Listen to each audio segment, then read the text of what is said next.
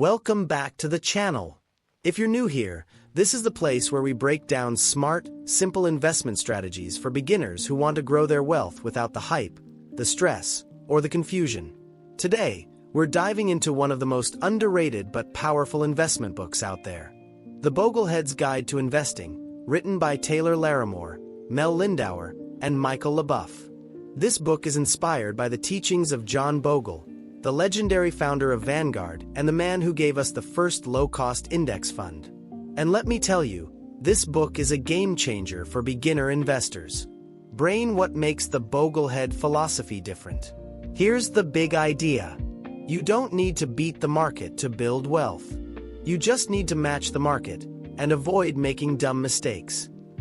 That might sound simple, but that one idea is the difference between financial freedom and financial frustration. While everyone else is trying to time the market, pick winning stocks, or chase the next crypto moonshot, Bogleheads focus on long-term, low-cost, passive investing. They're not gamblers. They're not stock traders. They're builders, people who steadily grow their wealth by following a proven, disciplined approach. Hammer and wrench, step 1. Take responsibility for your financial future. The first thing this book teaches is incredibly empowering. You are your own best financial advisor. No one, not your banker, your uncle who loves Bitcoin, or even a financial planner, cares more about your money than you do. And the sooner you accept responsibility for your financial life, the sooner you'll gain control. That means knowing how much you earn and spend, eliminating high-interest debt, saving aggressively, and understanding the why behind your investment decisions. Too many people just hand their money over to someone else and hope for the best. The Bogleheads say, don't outsource your future. Own it. Money with Wings Step 2. Spend less than you earn. You've heard this before, but this time, it matters. Before you can invest, you need margin. The Bogleheads are clear. Your savings rate matters more than your rate of return, especially in the beginning. You don't need to make 6 figures to start building wealth. You just need to consistently spend less than you earn and invest the difference. They recommend automating your savings so you don't even have to think about it.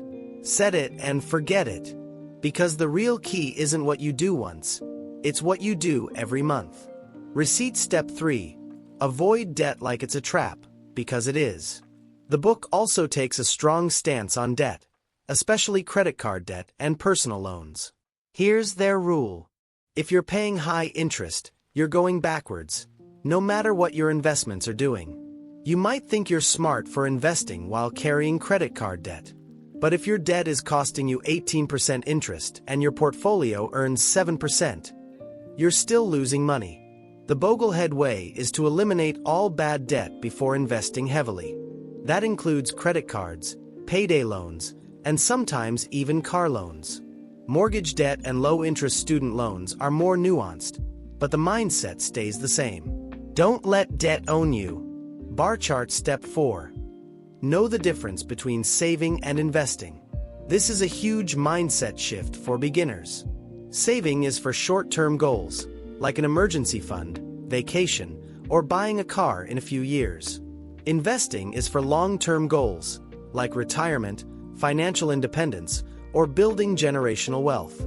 Bogleheads say to build an emergency fund first, 3 to 6 months of living expenses in a high-yield savings account. Why? Because investing money you might need next month is a recipe for disaster.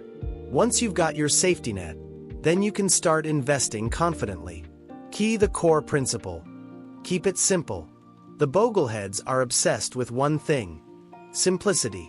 No stock picking, no options trading, no day trading, no complex strategies. Just low-cost index funds, a smart allocation between stocks and bonds, and a long-term mindset.